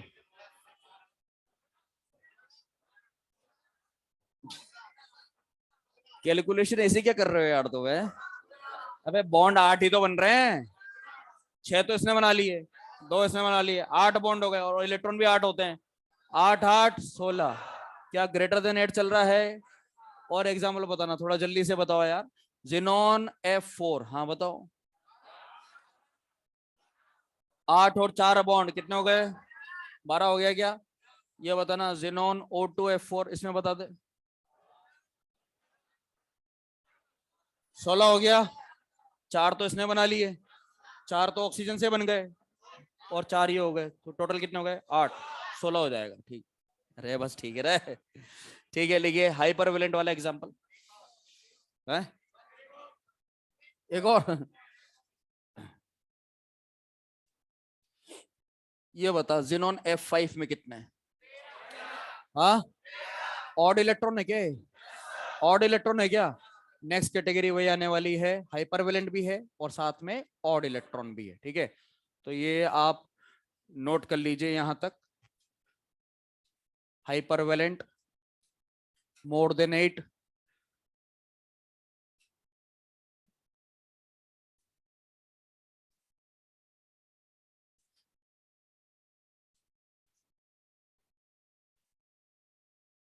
है, देखो देखो क्या क्वेश्चन है इसका भाई का। हाँ, SO2 को इलेक्ट्रॉन रिच कंप्लीट ऑक्टेट है क्या? 8 है या 8 से ज्यादा है? तो फिर मैंने क्या बोला? फिक्स 8। इसलिए मैं बार बार रिपीट कर रहा हूँ, ऐसे एग्जांपल दिए हुए हैं बिगनर बॉक्स में, और उसमें बच्चे गलती करते हैं। क्योंकि शुरू में तो क्या आसान लगता है सुनने में, और सुन लिया बस हो गया, इलेक्ट्रॉन रिच तो है क्या है। ये तो कंफ्यूज कर देता है। फिक्स ऑक्टेट के साथ में लोन पेयर, ठीक है। SO2 is only हाइपरवेलेंट।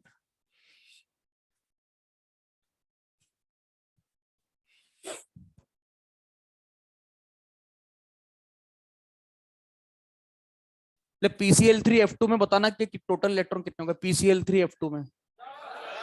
PCl3F2 में 10 हो गए क्या? अबे बॉन्ड तो 5 ही बन रहे हैं, ठीक है। 5 और 5 मिला के टोटल कितने हो गए? 10, ठीक है। 5 क्लोरीन जोड़ो या 5 कोई सी भी हेलोजन जोड़ो, बात एक ही है। 10 टोटल हो गया, ग्रेटर देन 8।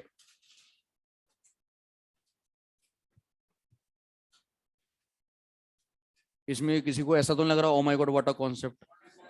हाँ, ओ माय गॉड। आज तो बहुत खतरनाक चीज सीख ली हमने। जो नया नया कोई इनऑर्गेनिक सीख रहा है उसको लगेगा वाह यार मेरे को अब आ रहा है। 3 साल बहुत हो गए थे, अब देखो चौथा साल में मैं कुछ अलग करके दिखाऊंगा। ठीक है ना? हाँ, oh my God what a concept लगा किसी को? बोलिए। नशा पत्ता तो नहीं करोगे ना ज्यादा?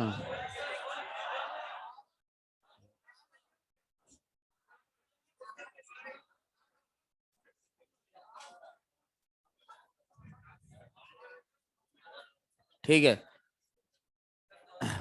अब आप जो है यहाँ बॉन्डिंग को इसके बाद नेक्स्ट लेक्चर में कंटिन्यू करेंगे, ठीक है ना। एक बार आप जेड इफेक्टिव और IPEA और EN इन सबके ऑर्डर्स देख लीजिए। मैं एक साथ पूछने वाला हूं आपसे, देख लीजिए। IPEA EN रेडियस, रेडियस से स्टार्ट कर दो आप तो। जेड इफेक्टिव तो याद होगा ही सही आपको, रेडियस से स्टार्ट कर दीजिए। एक बार ऑर्डर्स देख लीजिए। अपन नॉन स्टॉप सभी ऑर्डर्स को लिखेंगे यहाँ पे, ठीक है। बॉन्डिंग को इसके बाद से कंटिन्यू करा जाएगा, प्लीज इसको रिवाइज करके आए, ठीक है। इसके बाद से फिर हम आगे कंटिन्यू करेंगे।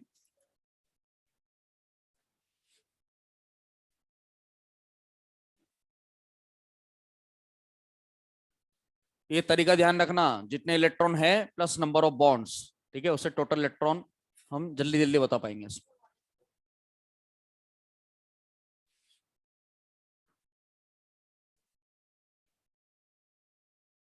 क्या वगैरह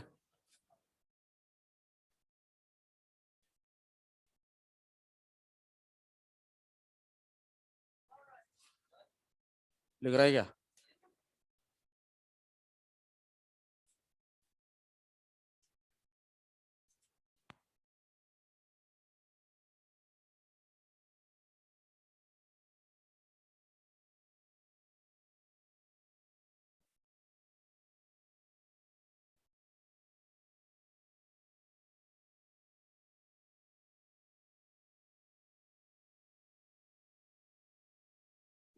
यार प्लीज याद कर ले उसको, क्योंकि क्या है कि सभी बैचेस ने सारे ऑर्डर्स रिवाइज करके सुना दें, क्योंकि टेस्ट में पूरा आ रहा है।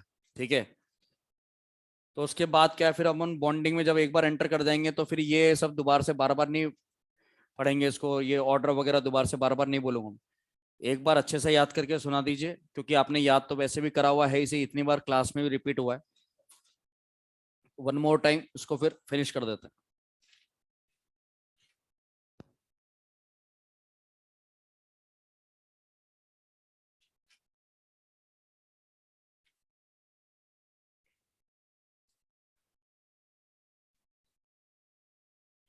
असली मजा तो तब आएगा जब आईपी बताने के बाद आप तुरंत ईए का बताएंगे ऑर्डर आज। ठीक है ना? बता दो। देखते हैं, अभी पूछ लेता हूँ मैं थोड़ी देर में। देखिए कितने बच्चों को याद निकलता है।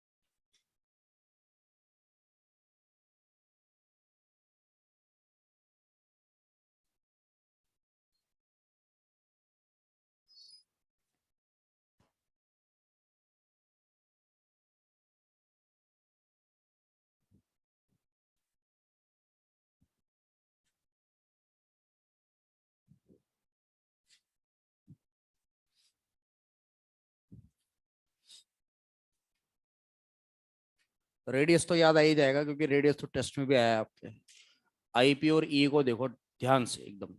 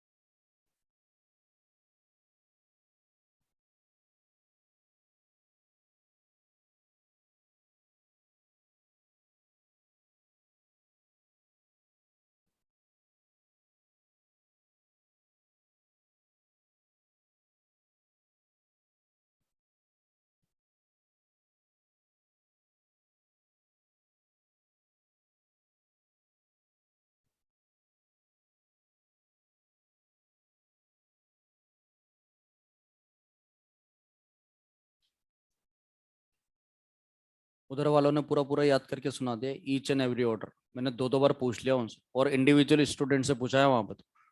ठीक है ना। ऑर्डर बिल्कुल अच्छे से याद होंगे तो आप तुरंत तुरंत टिक लगा पाओगे पीरियोडिक टेबल में। मैक्सिमम दो ही क्वेश्चन बन सकता है इसमें से।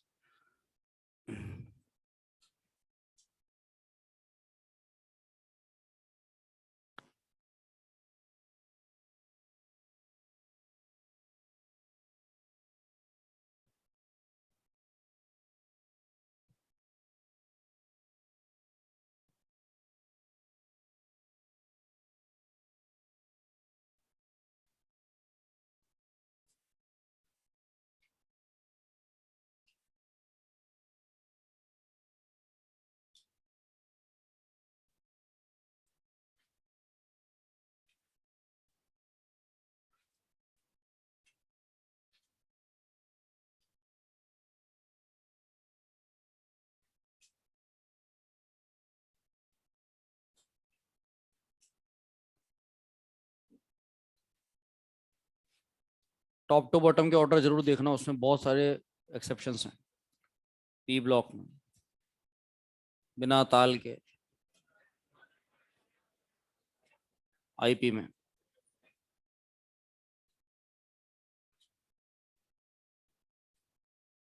ईए में first become second, first become last, वो देख लेना अच्छे से। डायगोनल वाले रेडियस में +1 +2 लगा करके रेडियस।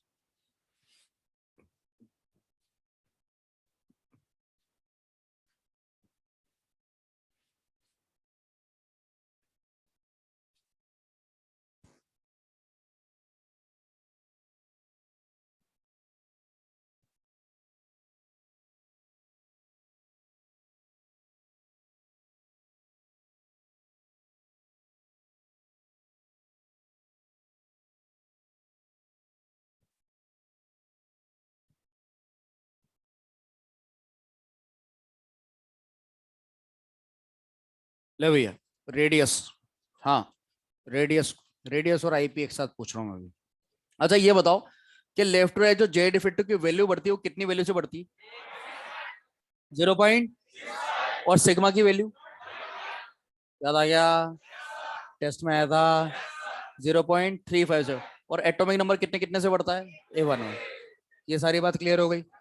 टॉप टू बॉटम में जेड इफेक्टिव ऑलमोस्ट कॉन्स्ट, तो ये कांस्टेंट हो जाता है। अच्छा ये बताओ कि Z effective is a dominating factor for, top to bottom में क्या होगा? शेल नंबर होगा। एक और क्वेश्चन, एक ही शेल में 2 इलेक्ट्रॉन है तो सिग्मा कितना लगेगा?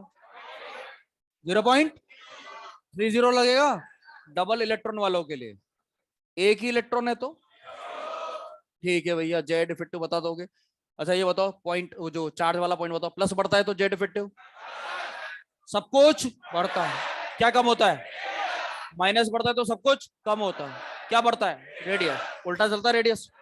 ठीक है, रेडियस पे आ जाता हूँ भैया।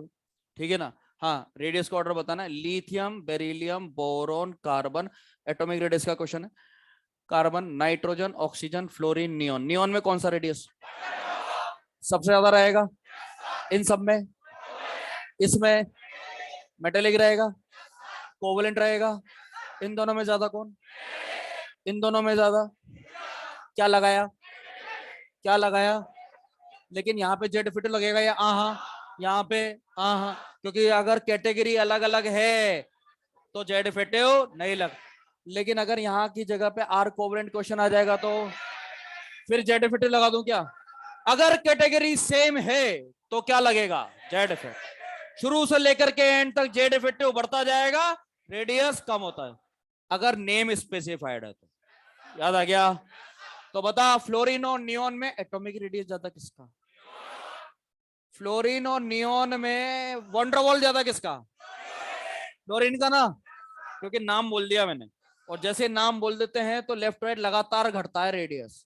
Is that clear? ठीक है, स्कैंडियम से लेकर के जिंक तक चल रहे हैं, आयरन, कोबाल्ट, निकल में क्या होता है? बराबर होता है क्या? इधर क्या होता है? बढ़ जाता है। इधर क्या हो जाता है? कम होता है। इलेक्ट्रॉन डी में जा रहा है, डी का शील्डिंग, सिग्मा कम तो जेड इफेक्टिव, तो रेडियस यहाँ पे बराबर आएगा, यहाँ पे पेयरिंग हो जाएगा, यहाँ पे एक कारण आएगा, ये दो, पहला कारण तो ये वाला, दूसरा कारण ये वाला, एक में तो डी में जा रहा है और दूसरा पेयरिंग। डी में जाने से रेडियस घटता है, पेयरिंग होने से बढ़ता है, तो एक घटा रहा है एक बढ़ा। अच्छा ये बताना कि जो एफ ब्लॉक, अब देखो आपको डायरेक्ट, अब थोड़ा सा आगे का पूछ रहा हूं मैं, डायरेक्ट डेटाबेस पूछ रहा हूं, ठीक है ना। ये जो एफ ब्लॉक चलता है ना लुट गया तक, तो इसमें डायरेक्ट आप वो एलिमेंट बताओ जिसमें ऐसा ऐसा पैटर्न आता है। एक मिनट एक मिनट एक मिनट, इसमें कौन था? है ईयू था क्या? वाई भी था क्या? और याद रखने का क्या तरीका, गधेड़ा के पहले वाला और लुट गया के पहले वाला, इसको क्या यू करके आगे ले जाओ, प्लस 3 लगाना है क्या इस पे? प्लस 3 वाले में यू करके आगे नहीं ले जाता है, न्यूट्रल वाले में ले जाता है। अगर प्लस 3 लगा दूंगा तो लगातार घटेगा। ठीक है भैया, 5 सीरीज का तो कोई दिक्कत है ही नहीं, लगातार घटाना है उसमें। ठीक है, top to bottom radius order, boron, aluminium, gallium, indium, thallium. General order बताओ, बढ़ेगा बराबर, बढ़ेगा बरा। कार्बन, सिलिकॉन, जर्मेनियम, टिन और लेड बताओ, है ना, बढ़ेगा। कौन सा कॉन्ट्रैक्शन, कौन सा है? इन दोनों में बड़ा कौन? इन दोनों में, इन दोनों में ऊपर वाला। एक क्वेश्चन पूछने वाला हूं, डेटा बता दे। अब याद नहीं आ रहा। 143 और 130, यार बता रखा है ना यार, इतना सा याद करने में क्या जा रहा है यार, तुम दिन भर तो रटते रहते हो, इसमें है ही क्या है? ये तो याद रखा करो, एनसीईआरटी का डेटा है। ठीक है कोई बात नहीं। अच्छा बाकी फैमिली में तो लगातार बढ़ेगा ना रेडियस, 15 16 17 18 में कॉन्ट्रेक्शन लगेगा या आहा, और ट्रांजिशन तो यही लगता है, इन दोनों पे लेंथेनाइट लगता है। अच्छा डी ब्लॉक का भी पूछ लेता हूँ, एक मिनट, डी ब्लॉक का तो गलत बताओगे तो मुझे बताया, स्कैंडियम, येट्रियम, लेंथेनम, एक्टनम, और यहाँ पे Z C D H G और 112। हाँ बढ़ेगा, बढ़ेगा।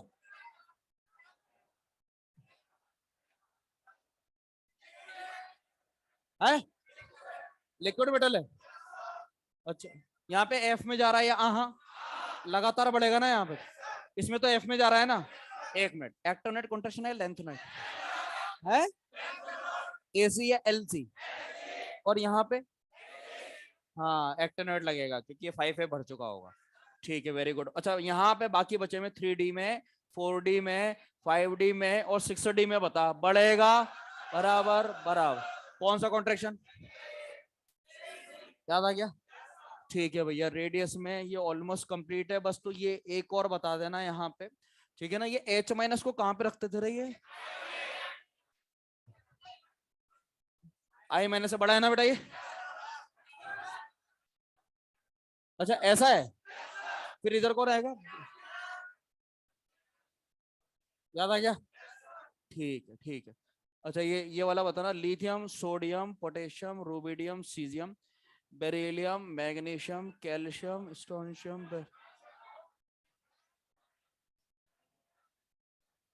सबसे छोटा बेरिलियम है, सबसे बड़ा hardest, softest, highest melting point, lowest. अगर +1 +2 लगा दूं तो बड़ा कौन है? +1 +2 लगा दूं तो इसमें याद आ गया क्या? चारों डायगोनल याद आ गए क्या? इसमें नीचे वाला या ऊपर वाला याद आ गया क्या? ठीक है बहुत बढ़िया। अच्छा इसमें ये और बता देना कि aluminium +3, Mg+2, Na+, neon, F-O-2, N-3 में, पहले मैंने ये ऑर्डर लगा दिया रेडियस का, इसको कहां पे ले जाऊं? आगे ले जाऊं क्या? क्यों? कॉन्ट्रावॉल लगेगा। आईपी का ऑर्डर बता दोगे लेफ्ट टू राइट का? पूछ लूं क्या? ये बताना, लिथियम से लेकर के चले अपन नियोन पे, IP1 का क्वेश्चन है, कोई इलेक्ट्रॉन गायब करना है या आहा, IP2 का होता तो, IP3 का होता तो, याद आ गया क्या? मैक्सिमम पे कौन सा गैस कॉन्फ़िगरेशन? अरे बोले ना, मिनिमम पे अल्कली मेटल। तो क्या ये सही लगा रखा है क्या? ये सही लगा रखा है क्या? S2P1 एक्सचेंज हो जाएगा, P3P4 एक्सचेंज हो जाएगा, याद आ गया भैया? अगर IP3 का आएगा तो कितना कम कर देंगे, IP2 का आएगा तो, याद आ गया? ठीक है। ठीक है, तो ये जो H2P1 और P3P4 जो एक्सचेंज होता है valid up to 4th period है, बाकी में रेगुलर में लगातार बढ़ाना है, लगातार बढ़ेगा ना। ठीक है, अब ये बता, boron, aluminium, gallium, indium, thallium में रेडियस तो ऐसा चलता है और आईपी ऐसा ऐसा ऐसा ऐसा चला, अरेंज करो बिना बिना ताल के, याद आ गया। बाकी वाले ग्रुप में तो लगातार बढ़ाना है घटाना है, रेडियस बढ़ता जाएगा आईपी घटता जाए।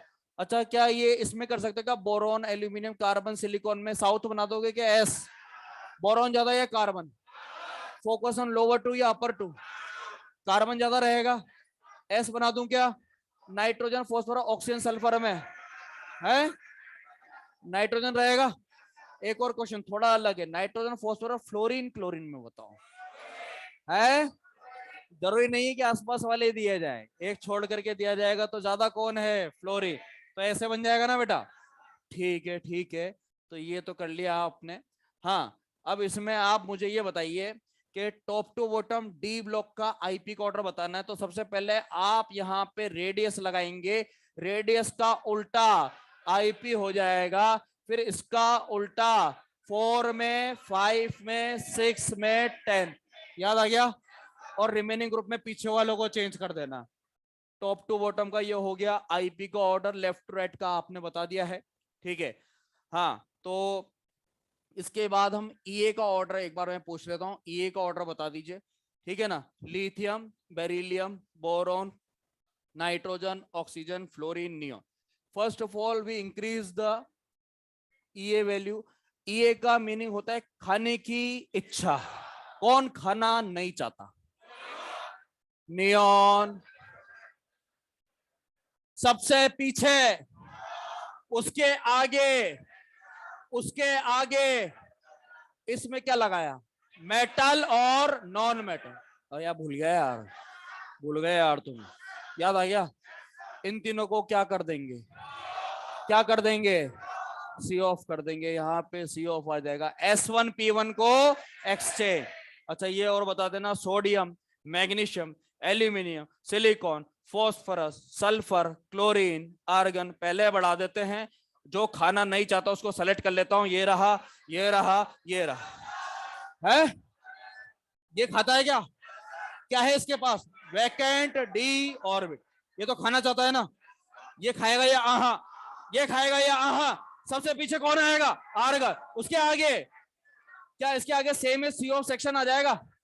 ये कौन आ गई रे, ये कौन आ गई, अरे बोले ना, ऑक्सीजन के नीचे वाला सल्फर, फ्लोरीन के नीचे वाला क्लोरीन, कौन आएगा पीछे, पप्पू आएगा क्या। और इंटरचेंज किसको करेंगे, S1P, सब बच्चों को याद आ गया। अच्छा, यहाँ पे सीधा एस बनाएगा, ये गिरा हुआ, सीधा ऐसे गिरा हुआ, तो ले पूछ लेता हूँ यहाँ पे, ऑक्सीजन, सल्फर, फ्लोरीन, क्लोरीन में ज्यादा किसका, कंपेयर, एक मिनट रुक जा, एक मिनट रुक जा, अपर टू या लोअर टू, सल्फर और क्लोरीन में ज्यादा कौन, ऐसे बना देगी क्या, ऑर्डर बता, क्लोरीन, याद आ गया। वन मोर क्वेश्चन, ये है कार्बन, सिलिकॉन, नाइट्रोजन, फॉस्फोरस, अब बता है, ये कौन है रे, ये तो पीछे आता है ना, ये आगे आता है ना, ऐसे बन जाएगा ना, ऑर्डर बता, सिलिकॉन, कार्बन, फॉस्फोरस, नाइट्रोजन, ये खत्म हो गया। हाँ, आईपीईए है या था, फिर रहेगा या आहा, नीट के बाद इनऑर्गेनिक रहेगा या आहा। ठीक है भैया, हो गया, ठीक है, बहुत है आज के लिए।